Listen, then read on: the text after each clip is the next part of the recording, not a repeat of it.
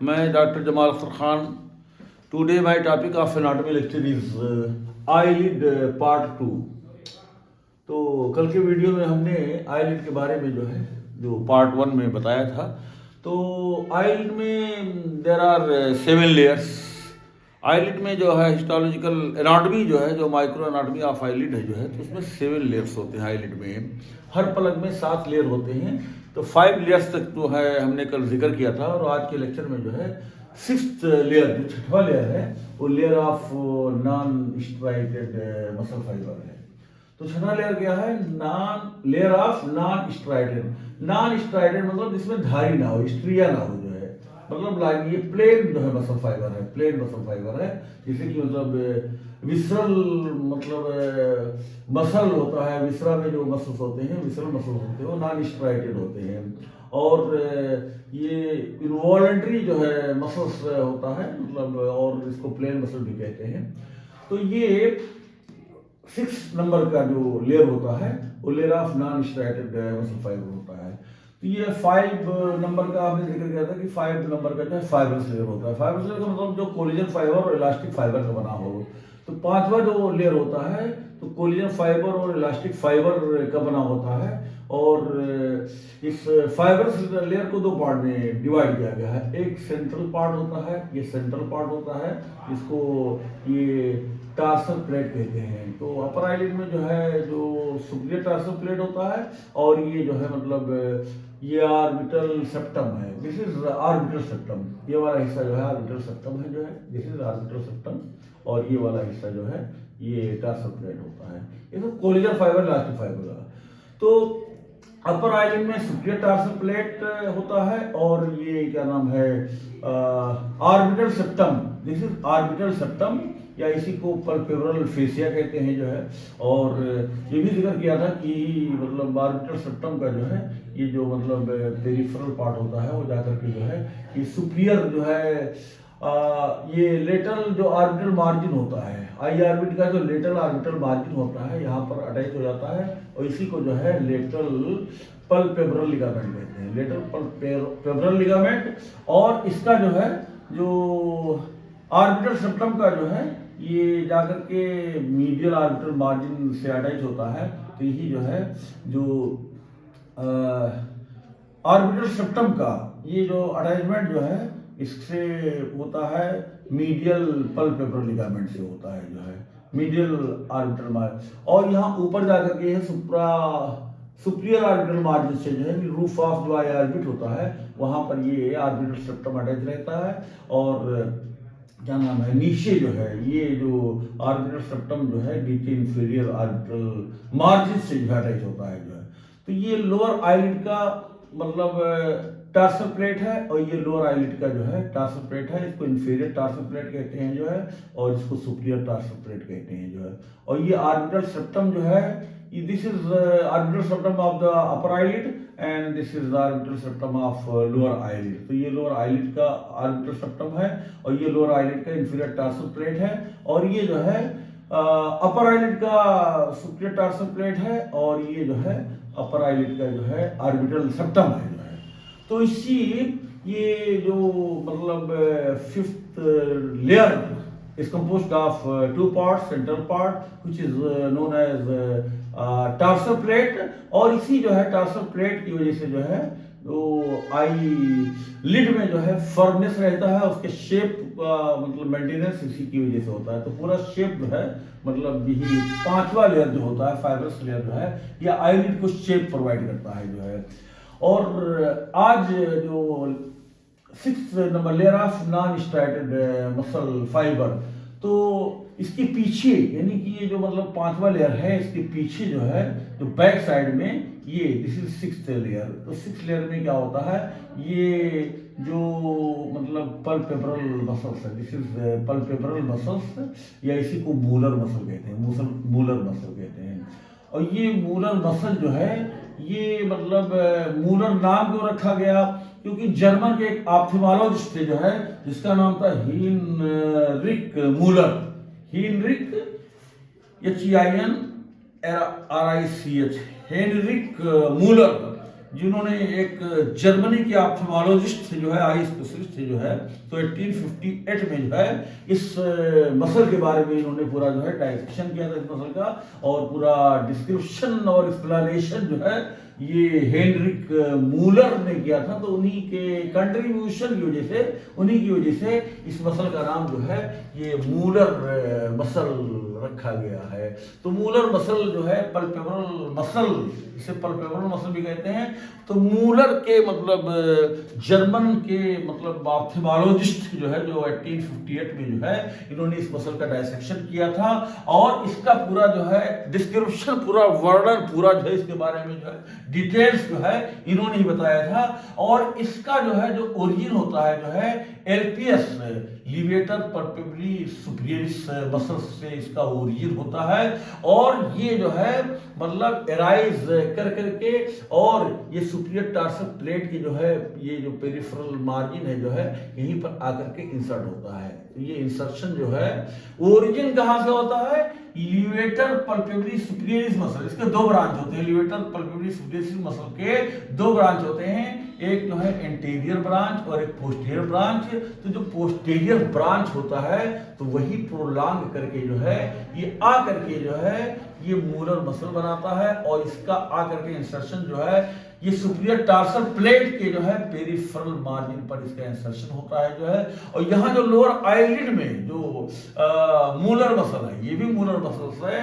तो ये मसल जो है मतलब जो इंफीरियर रेक्टस मसल है, इंफीरियर रेक्टस मसल जो है होता है उसका प्रोलॉन्गेशन होता है, उसका प्रोलॉन्गेशन होता है। तो this Müller muscles of the lower eyelid arise from the inferior rectus muscles and is inserted into the peripheral margin of the inferior tarsal plate। तो inferior tarsal plate का जो है जो peripheral margin है, this is peripheral margin of the inferior tarsal plate, ये inferior tarsal plate है, और ये जो है peripheral margin है।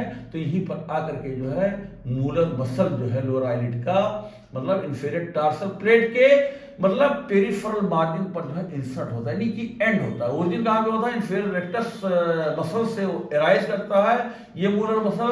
तो Müller muscle of the lower eyelid arise from the inferior rectus muscle and is inserted to the peripheral margin of the inferior tarsal plate of the lower eyelid, and molar muscle of the upper eyelid arise from the LPS, levator palpebrae superioris muscles and is inserted into the peripheral margin of the superior dorsal plate। तो ये Müller muscle upper eyelid का है और ये Müller muscle lower eyelid का है। Upper eyelid का जो मूलर मसल्स है ये लिवेटर पल्पेब्ररी सुपीरियरिस मसल्स से राइज होता है। लोअर आईलिड का जो मूलर मसल्स है ये इंफीरियर रेक्टस मसल से राइज करता है।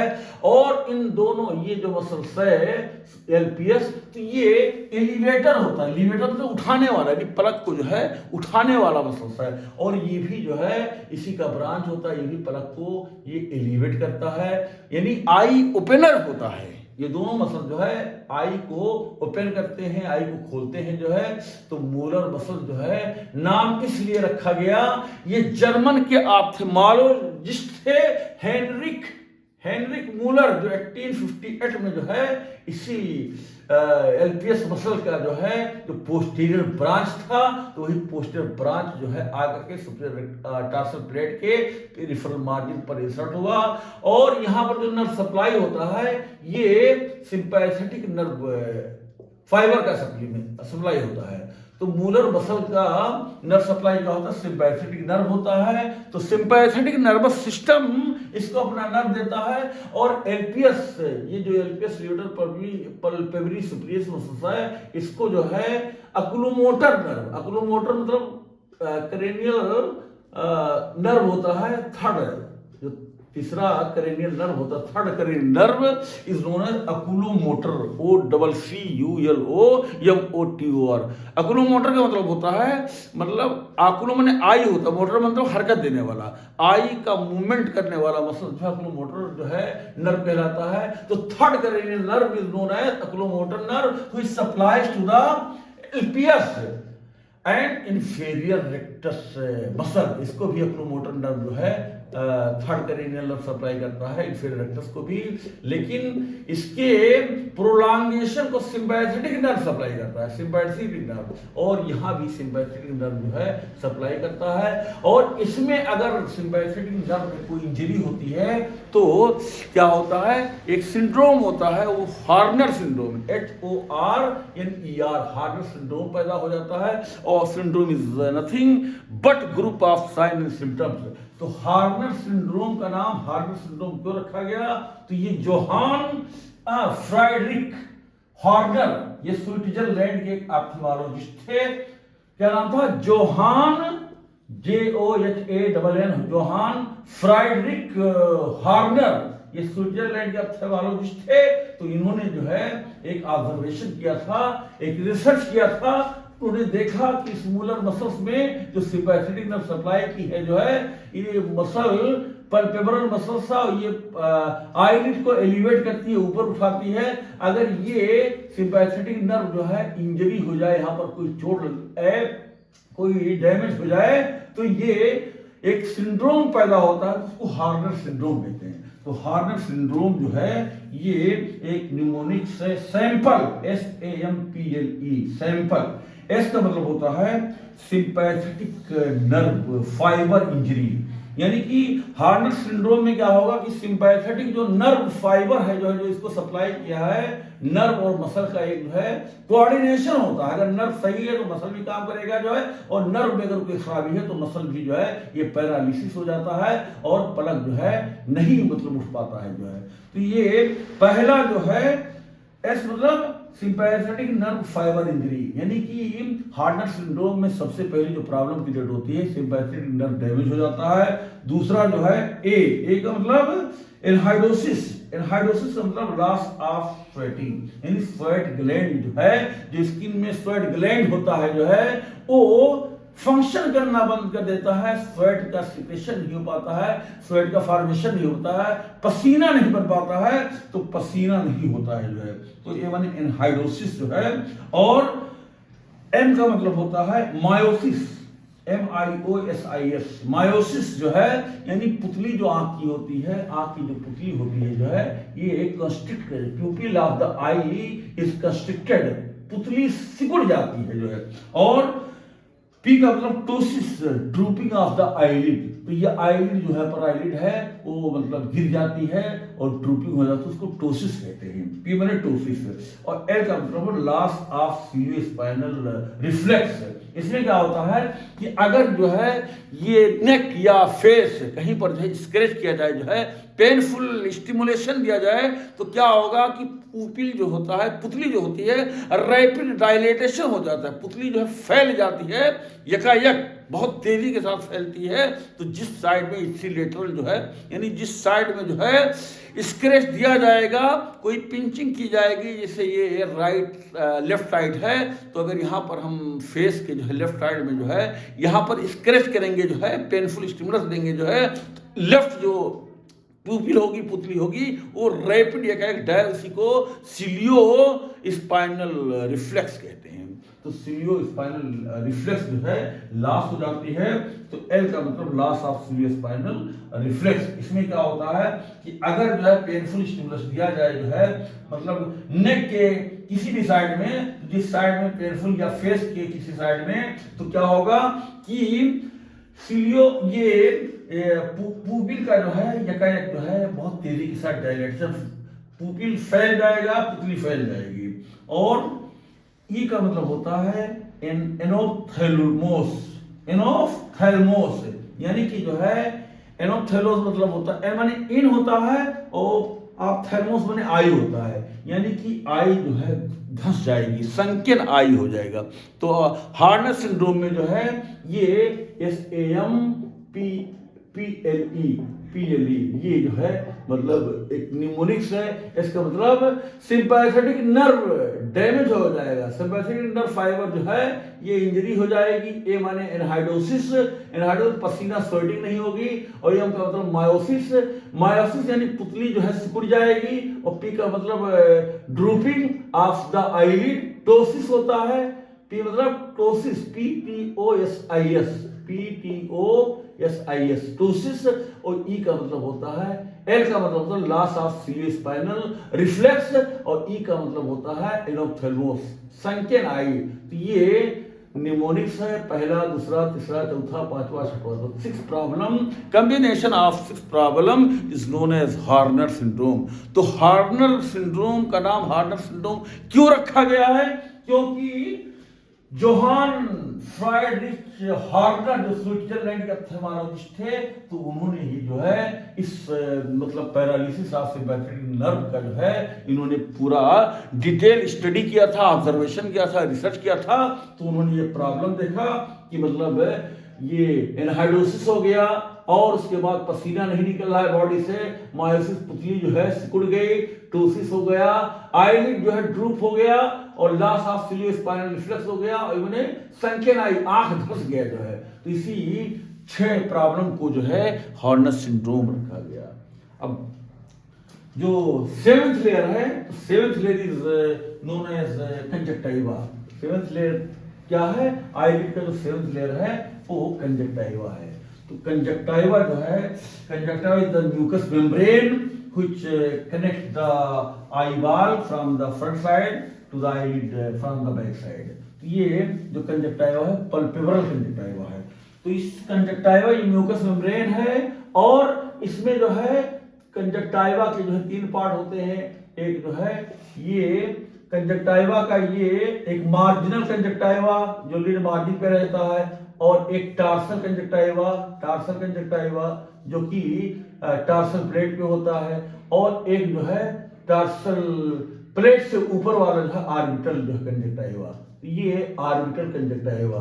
तो इस तरह से जो है मतलब कंजक्टिवा जो पल्पेब्रल कंजक्टिवा होता है, आईलिड के पीछे बैक साइड में जो कंजक्टिवा होता है उसको 3 पार्ट में डिवाइड किया गया है। एक मार्जिनल कंजक्टिवा, और एक टार्सल कंजक्टिवा, और एक आर्बिटल कंजक्टिवा।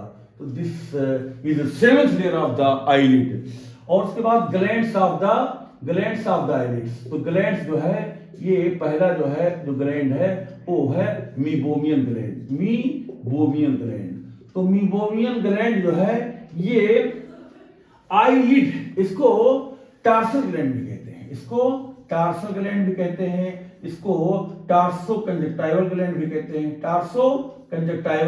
कहते हैं, तो मीबोमियन ग्लैंड का नाम मीबोमियन ग्लैंड क्यों रखा गया? मीबोमियन जो है ये हेनरिक मीमोव एक जो है मतलब जर्मनी के जो है मेडिसिन डिपार्टमेंट के प्रोफेसर थे। तो जर्मनी के रहने वाले थे। हेनरिक जो है मीबोम उनका नाम था। उनकी जो डेट ऑफ बर्थ है 1638 में पैदा हुए थे।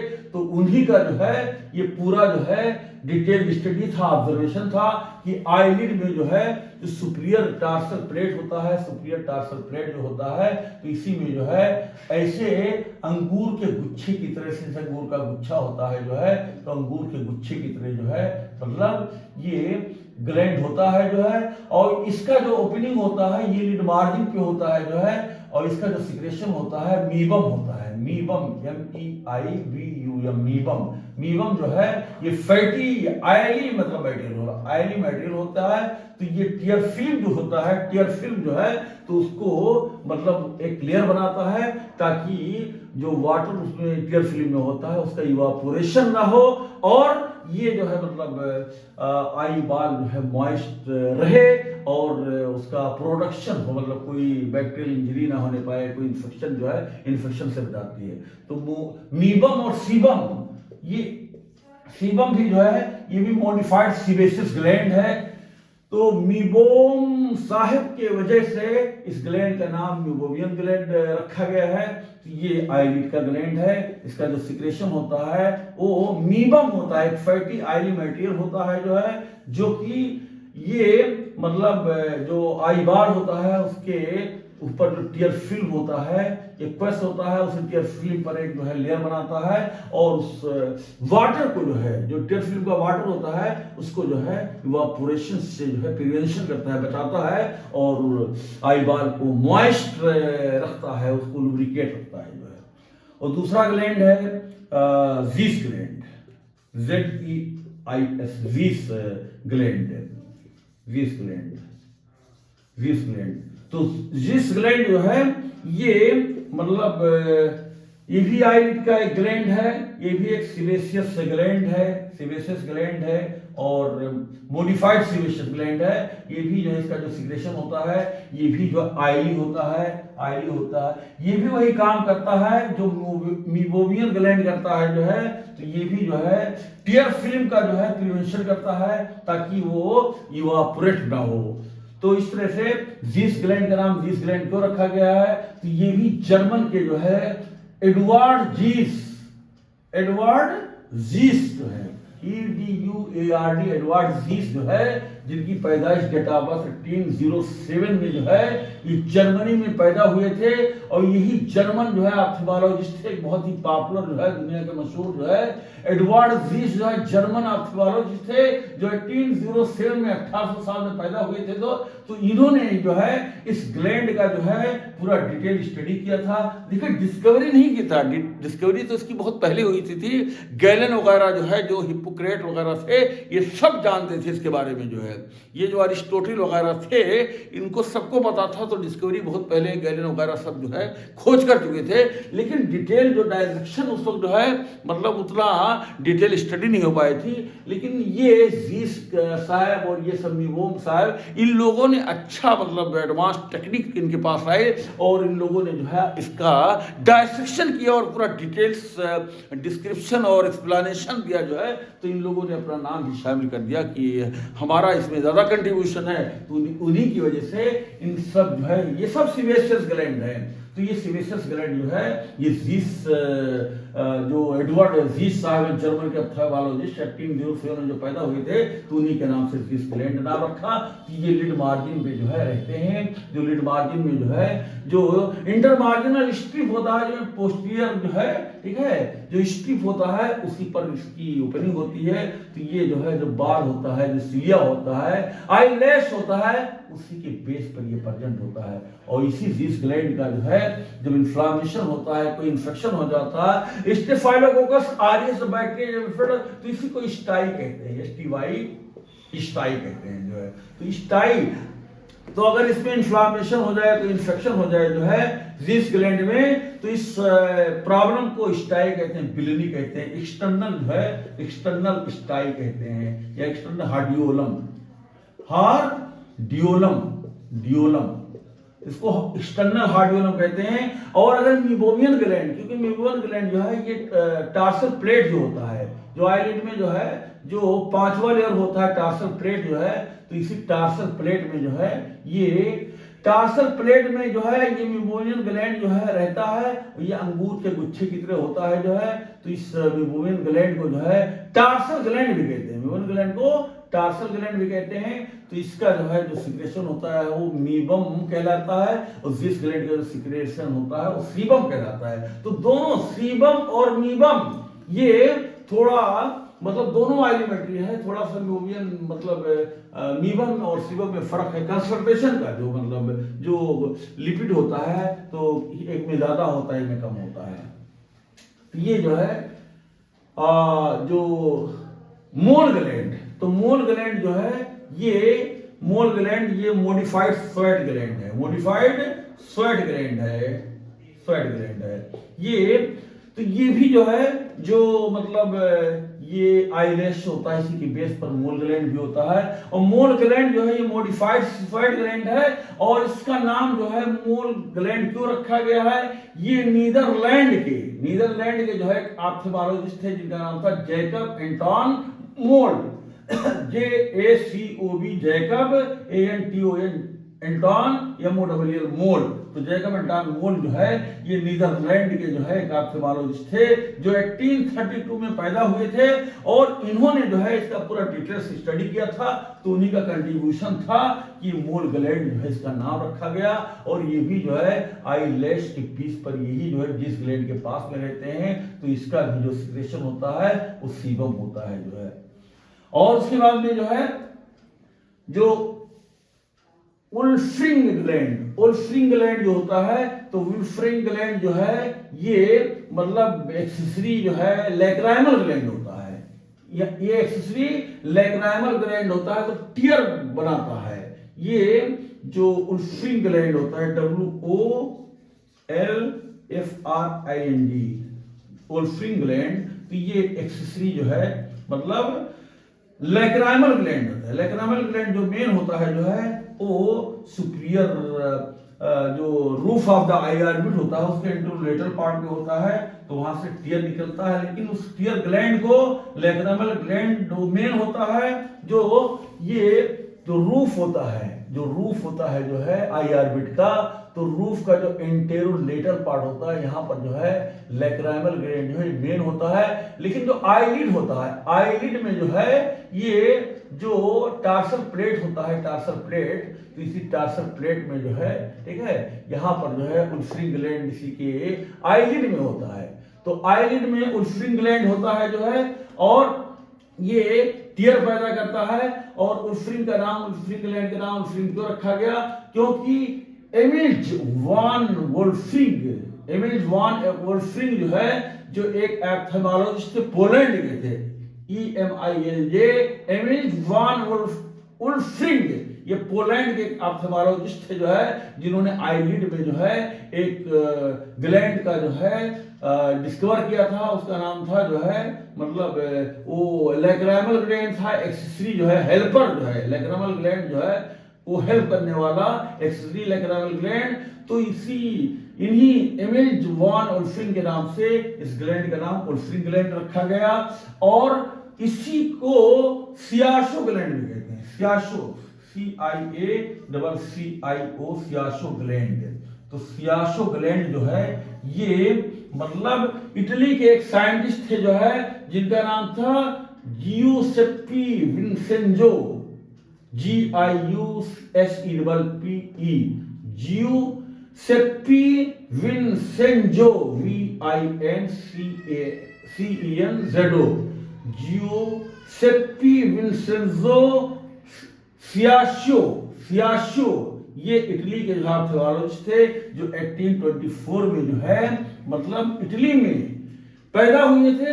तो उल्फरिंग ग्लैंड को सियाशो ग्लैंड भी कहते हैं, क्योंकि इस लैक्राइमल ग्लैंड की जो है मतलब डिटेल स्टडी दोनों लोग इंडिपेंडेंट, ये पोलैंड में वुल्फरिंग पोलैंड में जो है इसका रिसर्च कर रहे थे इस ग्लैंड का, और इटली में जो है सियाशो साहब, जोसेप्पी विंसेंजो सियाशो, ये इटली में जो है अपना उसी ग्लैंड का रिसर्च कर रहे थे, ऑब्जर्वेशन कर रहे थे। तो इसी जो है उल्फरिंग ग्लैंड को सियाशो ग्लैंड भी कहते हैं। ये इटली के जो है सियाशो साहब की देन है, इसका नाम सियाशो ग्लैंड पड़ा। और ये पोलैंड के जो है उल्फरिंग, एमिल वान उल्फरिंग के नाम से उल्फरिंग ग्लैंड रखा गया, और इटली के जियुसेप्पी विंसेंजो के सियाशो के नाम से इसको सियाशो ग्लैंड रखा गया। तो ये आईलिड के जो है मतलब ग्लैंड हैं, 4 ग्लैंड होते हैं। एक है पहला मीबोमियन ग्लैंड, दूसरा जो है जीस ग्लैंड, तीसरा जो है मोल ग्लैंड, और चौथा उल्फरिंग ग्लैंड। और चौथे ग्लैंड को उल्फरिंग ग्लैंड को सियाशो ग्लैंड भी कहते हैं। तो ग्लैंड्स ऑफ द आईलिड जो है जब एग्जाम में आएगा, तो एग्जामिनेशन में जो है ग्लैंड्स ऑफ आईलिड में पहला ग्लैंड मीबोमियन ग्लैंड, और दूसरा ग्लैंड जीस ग्लैंड, और तीसरा ग्लैंड जो है मोल ग्लैंड, और चौथा ग्लैंड जो है उल्फरिंग ग्लैंड, या उसी को सियाशो ग्लैंड कहते हैं। और उसके बाद में blood supply of the eyelid. इसमें मार्जिनल आर्टेरियल आर्केड, तो ये मार्जिनल आर्टेरियल आर्केड जो है ये मतलब दोनों लिड में आर्टेरियल आर्केड, दोनों मतलब अपर आईलिड में और लोअर आईलिड में, अपर आईलिड में और लोअर आईलिड दोनों में रहता है। तो अपर आईलिड में जो है ये जो टार्सल प्लेट होता है, ये टार्सल प्लेट है जो है लोअर आईलिड में टार्सल प्लेट होता है।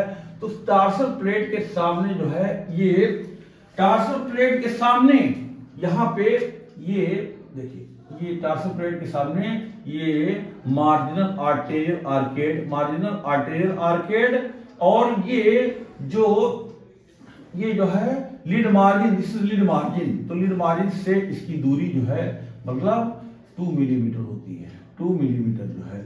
और उसके बाद में ये जो है, ये जो इंफेरियर जो है, जो मतलब लोअर आईलिड में ये जो मार्जिनल आर्टेरियल आर्केड है, तो ये लीड मार्जिन से जो है इसकी दूरी 4 मिलीमीटर होती है, 4 मिलीमीटर होती है, 4 मिलीमीटर।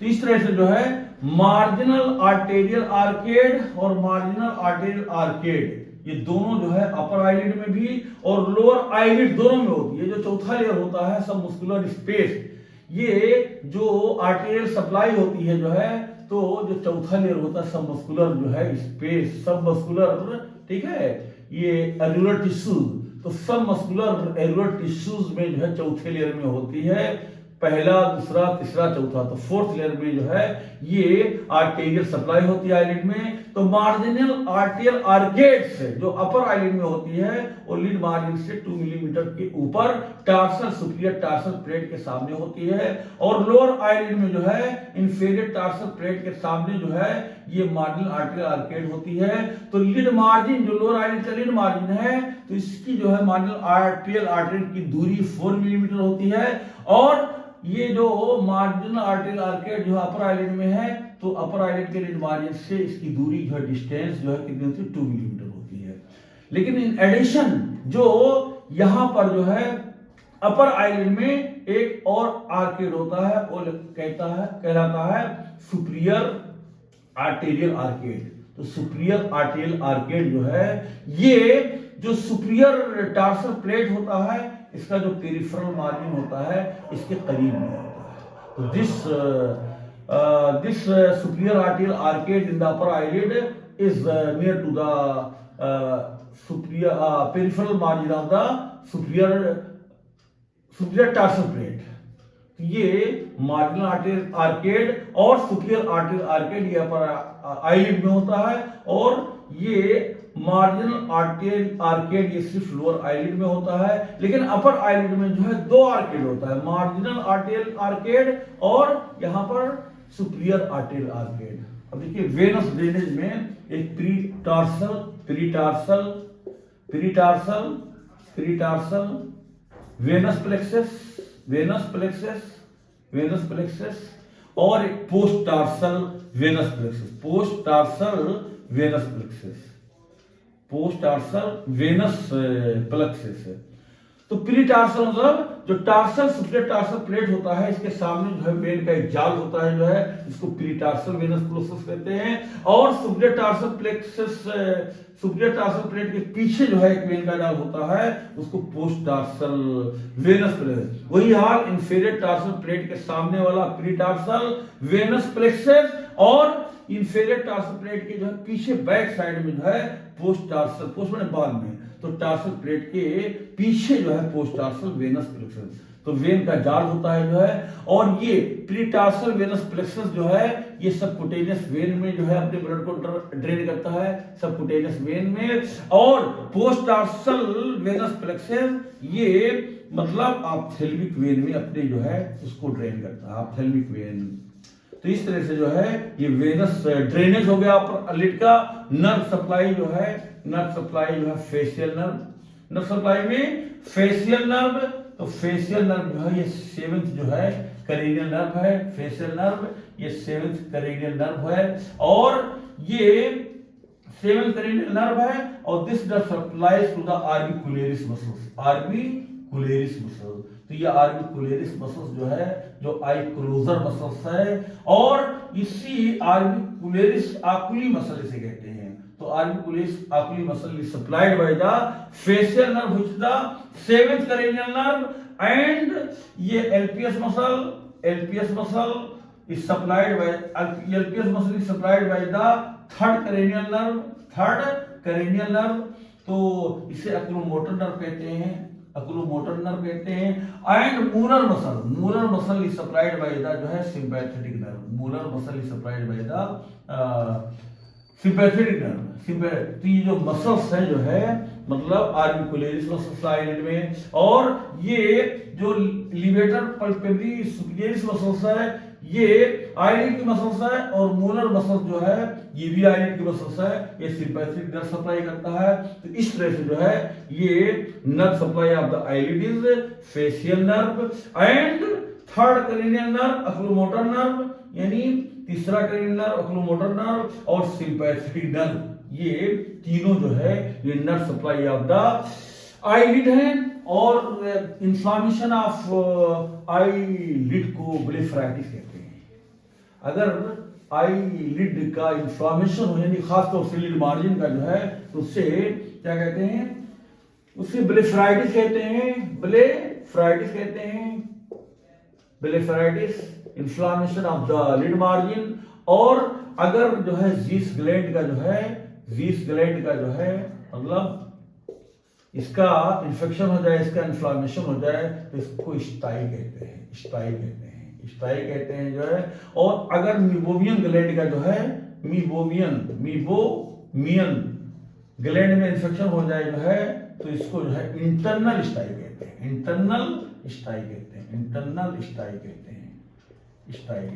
तो ये जीस ग्लैंड के इन्फ्लामेशन को इन्फेक्शन को एक्सटर्नल स्टाई, ये बाहर का झिल्ली है, और ये इंटरनल स्टाई कहलाता है जो है। इसको एक्सटर्नल हार्डियोलम कहते हैं, मतलब जीस ग्लैंड के इन्फेक्शन को, और मीबोमियन ग्लैंड के इन्फेक्शन को इंटरनल हार्डियोलम कहते हैं जो है। तो इस तरह से जो है ये applied anatomy of the eyelid है। तो in these words I want to finish my lecture. तो आईलिड जो है ये मतलब आई प्रोटेक्टर होता है, आंखों की रक्षा करता है। तो protector of eyeball is known as eyelid. So in these words I want to finish my lecture.